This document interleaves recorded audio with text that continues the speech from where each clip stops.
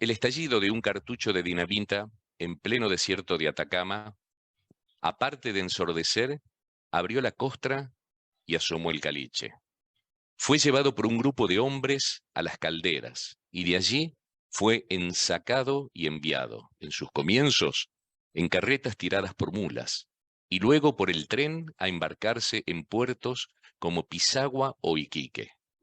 Comenzaba su travesía por el mundo que pedía este abono natural. Muy buenos días a todos y todas. Con mucho gusto y para nosotros es un altísimo honor y un gran placer presentar al doctor Bernardo Guerrero Jiménez, licenciado en Sociología de la Universidad del Norte de Antofagasta, máster en Antropología Cultural de la Universidad Libre de Ámsterdam, doctor en Ciencias Socioculturales de la Universidad Libre de Ámsterdam, profesor titular de la Universidad Arturo Prat, a donde dicta cátedras de identidad cultural y teorías sociológicas, director de la revista de Ciencias Sociales, presidente de la Fundación CREAR, jefe de numerosos proyectos, director de Instituto de Andinos, dirige desde el año 2014 proyectos FIC, FIC, puesta en valor digital y formación del capital humano para el patrimonio intangible de Tarapacá, financiado por el Gobierno Regional de Tarapacá y ejecutado por el Instituto de Estudios Andinos, ISLUGA, de la Universidad Arturo Prat. Profesor en el Magíster Patrimonio Intangible, Sociedad y Desarrollo Territorial. Hecha esta introducción y esta presentación del profesor doctor Bernardo Guerrero Jiménez, nos hemos propuesto en este curso de ingreso para todos y todas ustedes preguntarnos, ¿la sal es un mito, es superstición, es ciencia o todo ello? Bienvenido, profesor Bernardo. El salitre, ¿qué es el salitre? Bueno, muchas gracias por la invitación. Para mí es un honor compartir aula con una zona de Argentina tan cercana y tan lejana a la vez. Cercana en el sentido que en la época del salitre llegaron muchos arrieros de la zona de Argentina con carnes y otros alimentos a la salitrera. Y respecto a la pregunta, ¿qué es el salitre? Bueno, el salitre es un abono natural que se exportó a todo el mundo a principios del siglo XX y que reemplazó al guano en cuanto fertilizante natural. Por lo tanto, el salitre y esta imagen de este tiro que se dispara, digamos, tiene que ver cómo a través del salitre el hoy llamado Norte Grande se hace parte del mundo a través de la exportación de este insumo, de este fertilizante natural, que no solamente fue una actividad económica, sino que también fue social, fue cultural, fue deportiva, fue religiosa.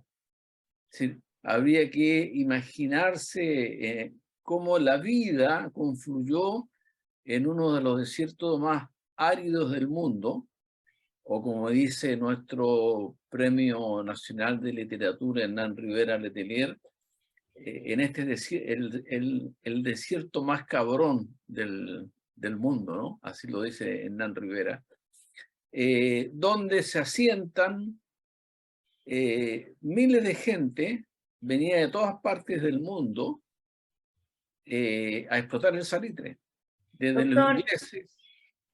¿y ¿Sí? por qué entonces hubo una guerra por el salitre? Porque acá hay una geopolítica oculta, porque desde donde le estoy hablando, desde Iquique, del norte grande chileno, era hasta antes del 1879, era el sur peruano. Y era la zona donde está concentrada la mayor riqueza del salitre. Por lo tanto, la guerra del Pacífico, así le llamamos, no es más que la guerra del salitre, en la que empresarios chilenos y el imperialismo inglés se apropia de esta zona y el norte y el sur peruano pasa a la soberanía chilena y se transforma en el norte grande, es decir, cambian las fronteras, cambian la soberanía, pero la motivación fundamental de la guerra era quién administraba y se enriquecía con esas riquezas. O sea, no hay guerra que no tenga una motivación económica, ¿no? Y en ese sentido, el ejército chileno que llega hasta Lima, mire, llega hasta Lima, es un ejército que controla esta zona y empieza a partir del 1880 un proceso que se llama un proceso de chilenización. Es decir, cómo hacemos coincidir la nueva frontera con una mentalidad en que los habitantes, ex habitantes subperuanos, ahora son chilenos y por lo tanto empiezan a vibrar con esta idea del nacionalismo, con el escudo, con la bandera, y son expulsados de esta zona de una manera muy violenta los peruanos que había. Pero aún así, tenemos en el norte grande un sustrato peruano muy potente, muy fuerte, que se va a expresar en cosas tan deliciosas como, por ejemplo, la gastronomía peruana, el pisco sour peruano, y toda esa riqueza peruana, y que además tiene que ver con una gastronomía también china, en el sentido que llegaron de Cantón muchos chinos a trabajar a esta zona, en condiciones muy horrorosas, pero que se quedaron. Al final, entonces, el norte grande tiene un componente multicultural muy fuerte, muy potente, que uno lo nota cuando camina por la ciudad, por los apellidos.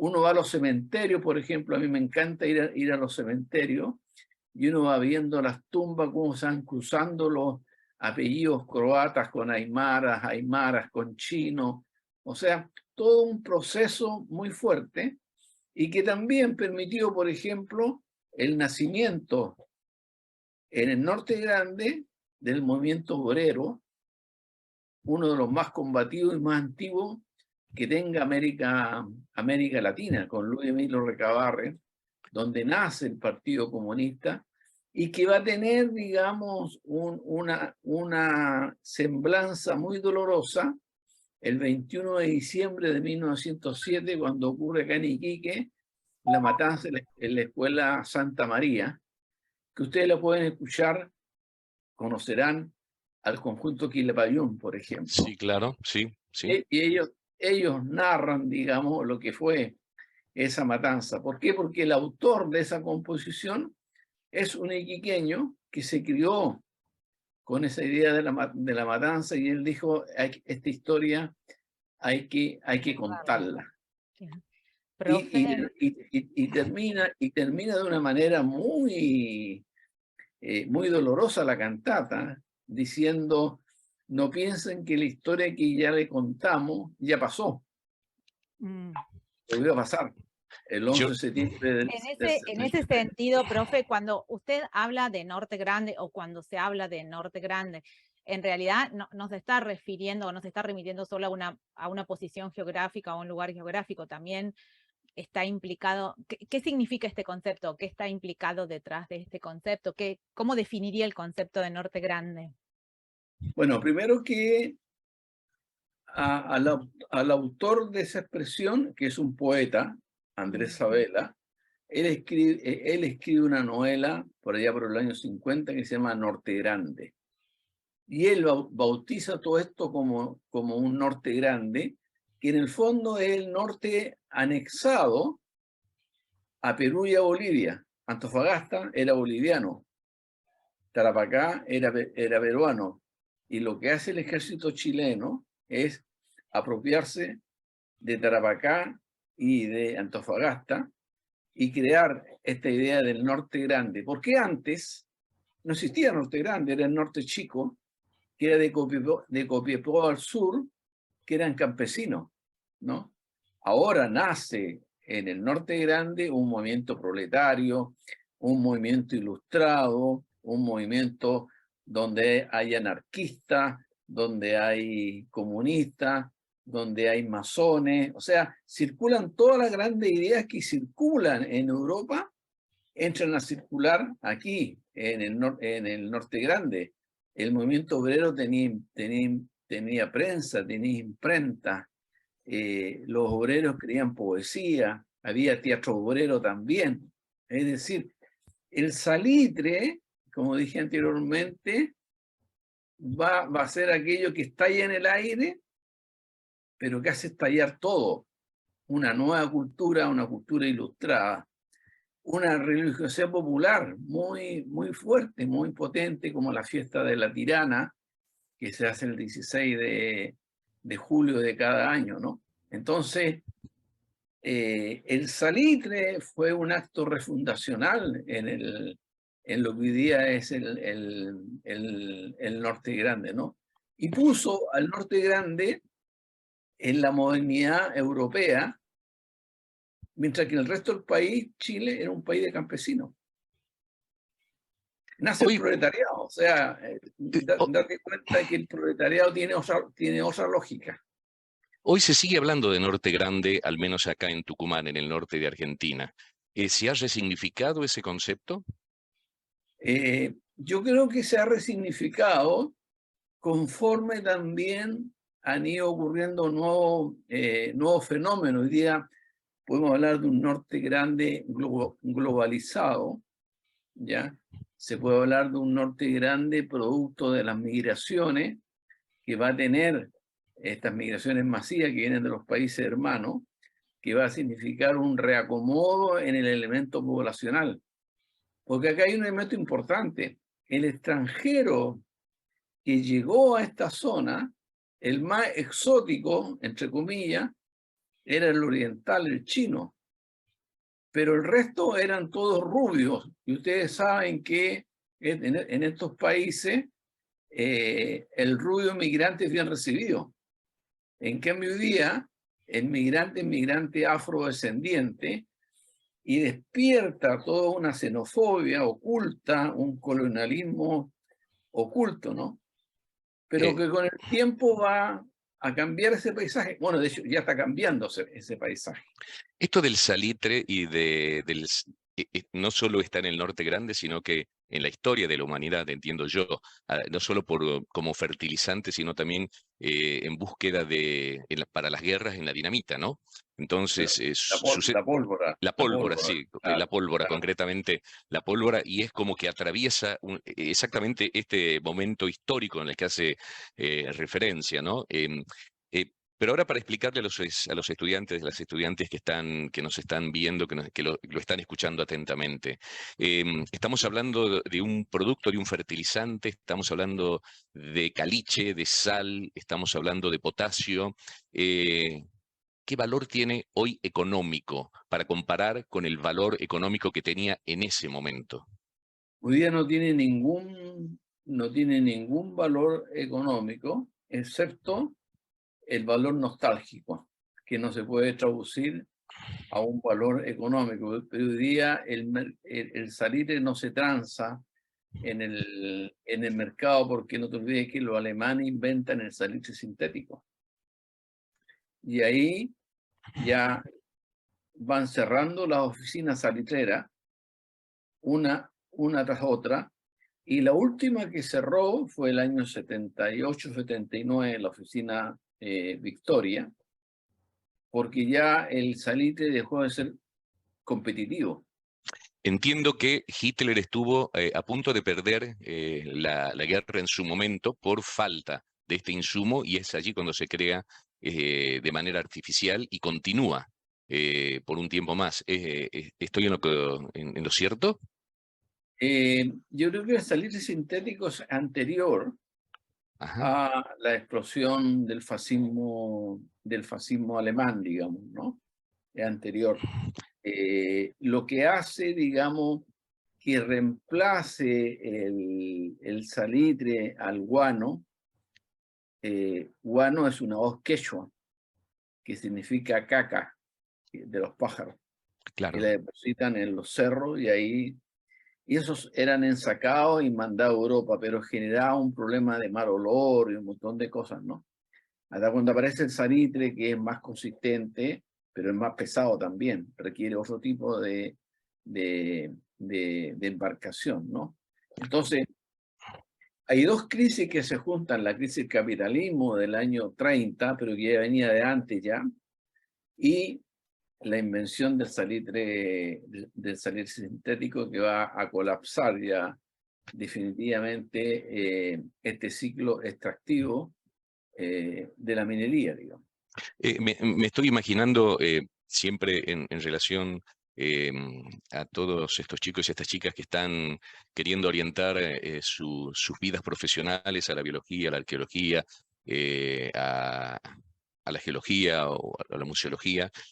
O a los profesorados, ¿no? Esto de reacciones exotérmicas, de posicionamientos geopolíticos, de conceptos, todo lo que hay que comprender para entender esto. Y fundamentalmente, ahora sería algo que tenía mucho valor económico, que produjo una guerra, y entre paréntesis, la pregunta sería qué consecuencias trajo esa guerra en ese momento para este norte grande. Hoy no tiene valor. Es decir, un recurso natural puede o no tener valor de acuerdo a la demanda y puede generar hasta guerras regionales solamente por la demanda. ¿Está de acuerdo conmigo? Absolutamente, absolutamente de acuerdo. No te olvides tú que la riqueza salitre financió el erario nacional en Chile y se construyeron unas cosas increíbles. Por ejemplo, en Iquique, que es una ciudad costera desértica, hay un teatro municipal casi copiado de Versalles, digamos, ¿no? Donde la aristocracia inglesa no solamente venía a trabajar, necesitaba también divertirse. Y traían ópera, estuvo en Iquique la Sarah Bernhardt, la gran bailarina, por ejemplo. Trajeron los deportes, por supuesto, deportes que estaban enclasados socialmente. Los gringos ricos jugaban al golf en pleno desierto. O sea, imagínate en tu espalda una cancha de golf, ¿no? En cambio, para el pueblo quedaba el fútbol y el boxeo, ¿no? Bueno, y la experiencia que tenemos con el fútbol es como en los grandes puertos, pensemos en Rosario, pensemos en Montevideo, pensemos en Buenos Aires, en Valparaíso, llegan estos marinos y traen este deporte que luego es apropiado por nuestra cultura y aparece algo que ustedes inventaron, lo de la viveza criolla, lo del gol con la mano de Maradona, y que ustedes dicen que eso se lo copiaron a los uruguayos, ¿no? ¿Quién sabe, no? ¿Quién sabe? Claro, ¿quién sabe? Claro. Con el respeto que merece el tema, ¿no? ¿Quién gana y quién pierde? ¿Quién ganó y quién perdió históricamente, ¿no? Y cómo avisora. Varias preguntas, profe. ¿Quién ganó, quién perdió? ¿Cuál es la nueva guerra, sea económica, por qué recurso que tengamos aquí en el norte grande? Y la tercera sería, ¿por qué comenzó a investigar esto? ¿Qué lo motivó? Y lo estoy llevando al lado vocacional. Entonces, ¿quién ganó, quién perdió? Número dos, ¿avisora algo semejante que podamos traer la guerra del salitre a los días actuales? Y luego, ¿por qué? ¿Qué lo motivó a estudiar este tema? Qué interesante pregunta. ¿Quién ganó? El imperialismo inglés y sus clases aliadas en Chile. Ellos ganaron todo, ¿no? En segundo, en segundo lugar, ¿cuál era la otra pregunta, verdad? Si se puede traer ese momento histórico a la actualidad. Hoy día podemos imaginar que, y ojalá que no ocurra, una guerra por el agua o una guerra por el litio. Esta es una zona, sigue siendo Tarapacá, en Norte Grande, zona minera. Hoy día hay una minería en altura, que tú la conoces mejor que yo, que está creando una dinámica muy, muy potente. Y claro, ya no hay proletariado ya, ¿no? Sino que son mineros posmodernos, por decirlo de alguna manera, ¿no? Entonces, una guerra sería la guerra del agua y la guerra del litio, porque el agua es un recurso, pero estratégico. Absolutamente. El agua. ¿Y dónde nace la vocación allá en años mozos por este tema? Y ahora estamos tratando de, todo esto es para nuestros estudiantes, o los futuros estudiantes, pero es decir, ¿qué despierta el interés de un estudiante, ¿no? En su caso, sobre este tema puntual? Bueno, en mi caso tiene que ver con una familia proletaria, con un abuelo comunista autodefinido como un obrero ilustrado, que leía periódicamente la prensa que él podía tener acceso, ¿ya? Y yo siendo uno de sus nietos regalones, yo lo escuchaba, ¿no? Sumado a eso, la importancia que tiene en la enseñanza primaria para uno el profesor, que es vital. Para despertar la vocación, el profesor tiene un rol pero importantísimo, que tal vez no se le ha dado la importancia que tiene. O sea, lo que van a hacer ustedes, digamos, con sus estudiantes, los va a marcar, pero totalmente, aun cuando ellos ya traen una huella ya, ¿no? Hoy día, como el tiro de dinamita, hay que hacer explotar esa huella, ¿no? Y luego por esta necesidad que uno tiene de dar cuenta de fenómenos locales donde uno vive y olvidarse, le digo a mi estudiante, de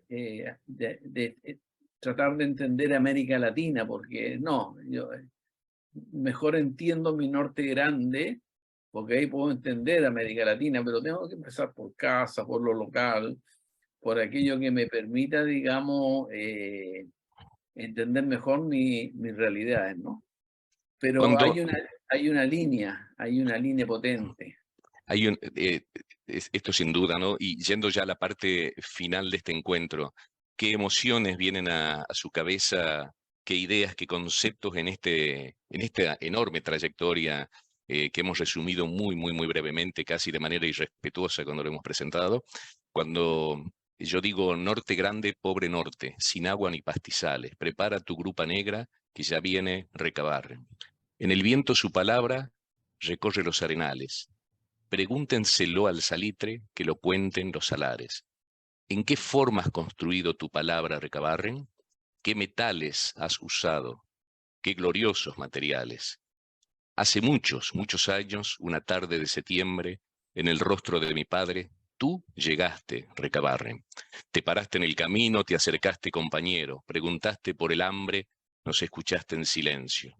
Con el tiempo tú volviste y esta vez yo era el minero. Aprendiendo de mi oficio, forjaste tu pensamiento. Hoy, que duermo amortajado en sales de cementerio, desde el fondo del recuerdo, con el brillo del lucero, mi palabra va en el viento enredada con tu nombre,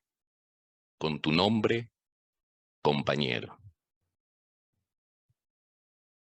Bueno, emocionante, ¿no? O sea, cuando uno logra todavía, bueno, es parte de la edad de uno que se emociona casi por cualquier cosa ahora, ¿no? Pero mi abuelo, este abuelo ilustrado que yo tengo, me hablaba de Luis Emilio Recabarren con una familiaridad que yo pensaba que iba a llegar a mi casa y estar tomándose un tecito con nosotros, Luis Emilio Recabarren. De eso estamos hablando, cuando esos personajes se transforman en personajes cotidianos, te das cuenta, ¿no? y que son sujetos de carne y hueso y sujetos que crearon un nuevo jardín. Ahí donde estás tú, detrás tuyo, es imposible que crezca un jardín, pero no hay que ser literal en los jardines. Hay un jardín de la memoria, hay un jardín de la historia, y esos jardines, si uno no los riega, si uno no lo cuida, el tiempo lo borra y se lo lleva, ¿no? Entonces hay que estar muy atento a ese tipo de cosas, ¿no? Recurrir a fuentes antiguas, recurrir a materiales que aparentemente no tienen ningún sentido para un investigador serio, digamos. Pero ¿quién define lo que es serio, no? Bueno, la ciencia natural está más claro quién es serio, ¿no? Pero en las ciencias sociales hay tantos caminos diferentes, por lo tanto, como dije, y con esto redondeo, mi abuelo, mi profesor básico primario, me llevaron por este camino de la cual yo digo, la sociología se inventó para mí. Yo sin la sociología no sabría qué hacer. Sería más inútil de lo que soy sin la sociología. Por lo tanto, ahí entramos ya a vocaciones, estilo de vida, y alegrarse cuando uno termina un paper o cuando uno está produciendo una idea. O sea, esas cosas que son realmente hermosas, y además donde el laboratorio de uno en la calle, son los viejos que uno conversa con ellos y le tira la lengua, ¿no? Lo hace hablar. Eso es lo más hermoso que tiene esta disciplina. Ahora tiene cientos de estudiantes delante suyo, ¿no? Cientos de estudiantes de biología, profesorado de biología, museología, arqueología, geología, cientos. Y seguramente, o muy probablemente, esta entrevista se va a difundir más allá del curso de ingreso, ¿no? Con esa mirada puesta en esos jóvenes, ¿no? Volviéndonos atrás, que yo podría volver con usted perfectamente y cada uno de nosotros, los que estamos acá, María Luisa, Roxana, Adriana, ¿qué le gustaría decirles a estos chicos que comienzan este sueño universitario a partir de esta experiencia, ¿no? De analizar algo que nos unió y que nos separó y que nos volvió a unir, si me permite, si es que coincide? Que nunca separen la emoción de la razón. Pueden ser perfectos matemáticos, perfectos biólogos, pero también pueden emocionarse con esos hallazgos que uno va encontrando. La ciencia nos ha enseñado a nosotros, y malamente nos ha enseñado a ocultar las emociones, los sentimientos, todo aquello, digamos, que nos hace ser humanos. O sea, es tan elemental como eso, ¿no? Entonces, en la medida en que logramos ser menos cartesianos y más Goya, y más poetas, digamos, también, vamos a ser mucho más completos, y nuestro paso por la tierra va a dejar huella. O sea, el que entra a la universidad tiene que después dejar huella fuera del aula, fuera de los claustros, dejar huella. O sea, lo que hace un buen profesor a un niño o a una niña es tan importante y es de tanta responsabilidad que hay que tomárselo muy en serio. Termino con el humor. Científico que no tiene humor, olvídese. O sea, esta cosa no va a resultar. Sobre todo es humor que está dirigido a reírse de sí mismo, de las cosas que uno hace. Eso es el mejor humor que uno puede tener. Y ustedes tienen maestros. Lelutier, maestro en estos humores, que uno dice, mira, en realidad estos tipos son extraordinarios, digamos, ¿no? Y es una máxima prueba de sabiduría y de inteligencia, ¿no? Hoy día citaba en mi estudiante una frase de Lelutier cuando hablamos de los métodos cuantitativos. Y yo le decía, a él se le debe la frase que de cada 10 personas que ven televisión, 5 son la mitad. Excelente. Adriana, Roxana, María Luisa, sí, ¿algún comentario o para ir cerrando, para saludarlo y despedirlo al profe? Yo, un segundo, yo Sí, claro. voy a usar esa última parte, estoy ahora por dar mi tesis y esa última parte me viene, estoy con matemática, la parte cuantitativa de la biología, entonces me viene, muchas gracias, la verdad que ha sido muy interesante y espero que a todos nuestros estudiantes también les sirva. Roxana. Gracias. Nada, un placer, un disfrute. Ha dado un pantallazo más que histórico, realmente evocar las raíces y ejercer esta voluntad de querer hacer un estudio, pero que surjan estas emociones y este placer es lo mejor que se le puede desear a un estudiante que inicia. Que siempre se esfuerce teniendo en cuenta que estos maestros han hecho un camino detrás y bueno, muchísimas gracias porque ha dejado plasmada esa sabiduría, esa inteligencia con esa muestra de humor. Un placer. Gracias. María Luisa. Nada, solo agradecerle porque se preocupe por estos temas que, como usted dijo, ahí en ese atravesamiento, ¿no?, entre las ciencias sociales y las ciencias naturales tan necesario, y que sin duda a mí en lo personal me ha dejado un montón de letra para después recuperar con mi grupo de estudiantes del profesorado, montón de cuestiones ahí que atraviesan la cuestión del campo educativo, de las hegemonías de las ciencias, de cómo entender la educación, cuáles son esas, las personas referentes a lo largo de nuestra vida y cómo nosotros, ellos, muchos de los chicos que están acá escuchándolos, que van a ser futuros educadores también, empezar a tomar conciencia desde hoy de cómo las prácticas educativas están atravesadas por los contextos culturales, políticos, económicos, así que bueno, todo lo que nos ha contado hoy seguramente va a ser recuperado, no en el curso de ingreso solamente, sino a lo largo de todo el recorrido del año. Creo que va a ser un disparador más que interesante. De mi parte, profe, si me permites esa expresión que incluye emoción, que incluye admiración y en este caso incluye agradecimiento, ¿no? Agradecerte por la enorme disponibilidad inmediata, la enorme generosidad de tenerte con nosotros y de compartir esta historia común, ¿no? Y me gustaría simplemente decirle a nuestros estudiantes que tienen y que van a leer estos artículos que nos has enviado, especialmente Memoria del Salitre, Salitre en la memoria, ¿no? Este texto con el que comienzas. No hay que olvidar nada.